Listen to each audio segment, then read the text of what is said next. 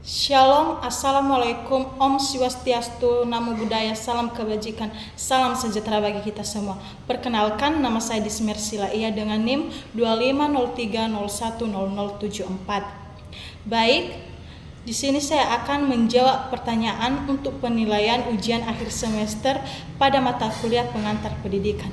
Baik, langsung saja pertanyaan nomor 1 yaitu pendidikan sering dipahami sebagai proses transfer ilmu pengetahuan. Analisislah secara kritis pandangan tersebut dengan membandingkannya dengan konsep pendidikan sebagai proses pembentukannya manusia seutuhnya. Dalam jawaban Anda, jelaskan implikasi kedua pandangan tersebut terhadap praktik pendidikan di sekolah. Baik, pendidikan sebagai transfer ilmu pengetahuan dan pembentukan manusia seutuhnya. Pandangan bahwa pendidikan adalah proses transfer ilmu pengetahuan menempatkan pendidikan sebagai aktivitas penyampaian informasi dari guru kepada peserta didik. Pandangan ini sejalan dengan teori behaviorisme yang menekankan penguasaan materi, hafalan, dan hasil belajar yang terukur secara kognitif. Peserta didik diposisikan sebagai objek pasif, sementara guru berperan dominan sebagai sumber pengetahuan. Sebaliknya, konsep pendidikan sebagai pembentukan manusia seutuhnya memandang pendidikan sebagai proses pengembangan seluruh potensi manusia, mencakup aspek kognitif, afektif, dan psikomotorik.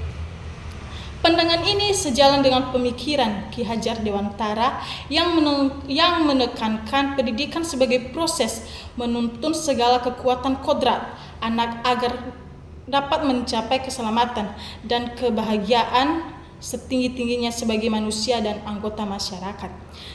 Jadi di sini implikasinya terhadap praktik pendidikan di sekolah itu pandangan transfer ilmu pembelajaran berorientasi pada ujian, metode ceramah dominan, penilaian menitik beratkan pada nilai akademik. Pandangan manusia seutuhnya, pembelajaran berpusat pada siswa, penanaman karakter, pengembangan kreativitas, serta penilaian autentik. Dengan demikian, pendidikan yang ideal tidak berhenti pada transfer ilmu, tetapi harus membentuk kepribadian, nilai moral, dan keterampilan hidup peserta didik. Baik, lanjut pada soal nomor 2 yaitu tujuan pendidikan nasional tidak selalu selaras dengan praktik pendidikan di lapangan.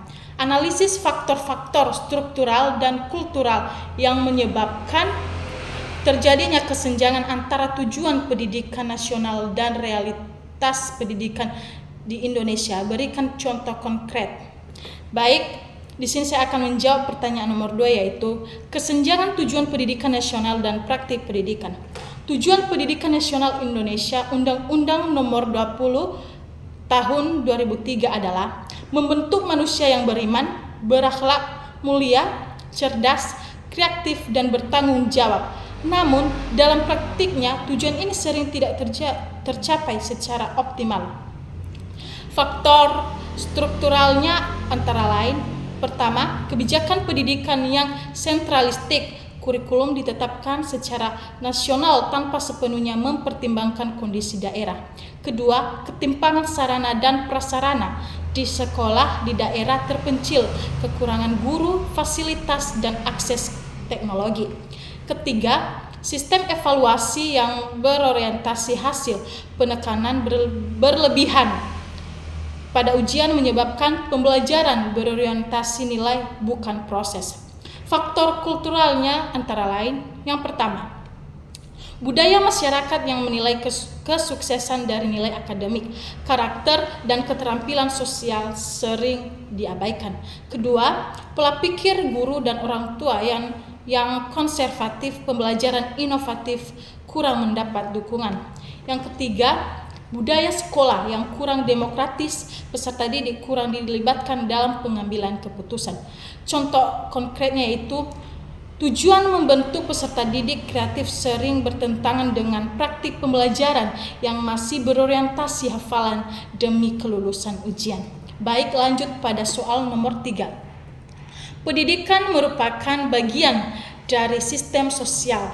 Analisis hubungan antara pendidikan dan perubahan sosial, khususnya bagaimana pendidikan dapat berperan sebagai satu, agen perubahan sosial, dan dua, alat reproduksi sosial. Gunakan contoh dalam konteks masyarakat Indonesia.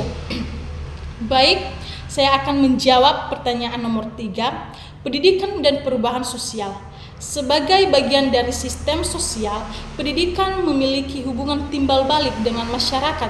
Yang pertama, pendidikan sebagai agen perubahan sosial. Pendidikan berperan mentransformasi nilai, sikap, dan pola pikir masyarakat. Menurut Paulo Freire, pendidikan yang membebaskan mampu meningkatkan kesadaran kritis peserta didik terhadap realitas sosial.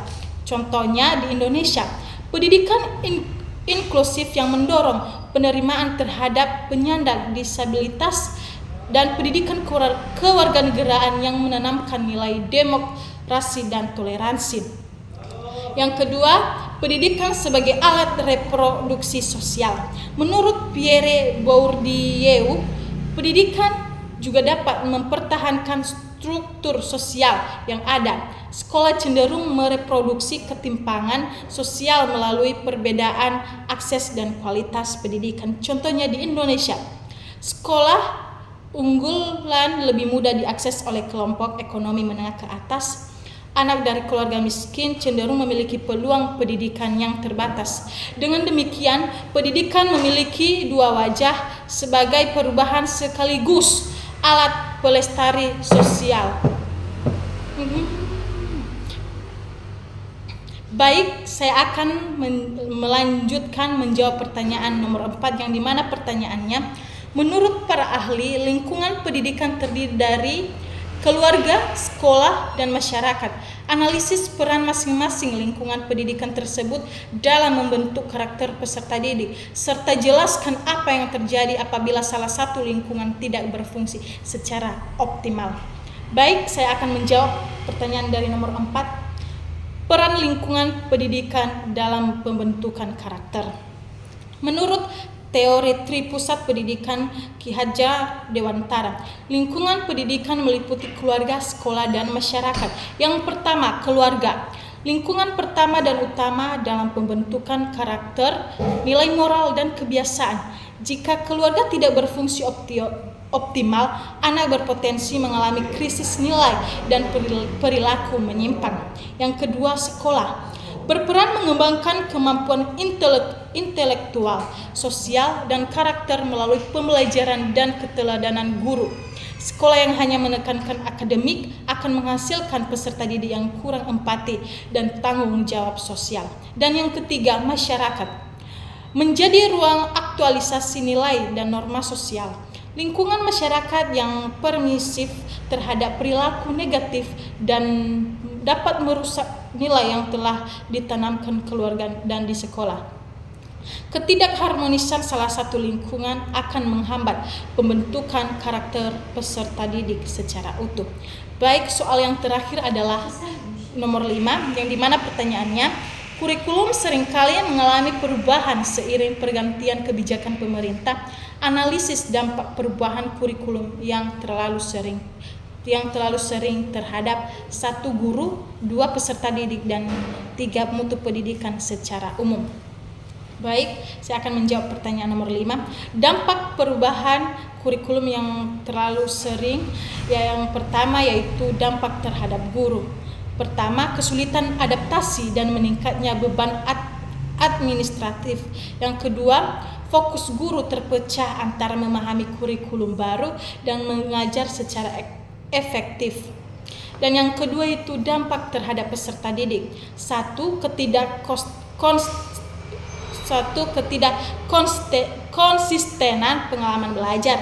Yang kedua, kebingungan dalam sistem penilaian dan pendekatan pembelajaran. Dan yang terakhir yaitu dampak terhadap mutu pendidikan.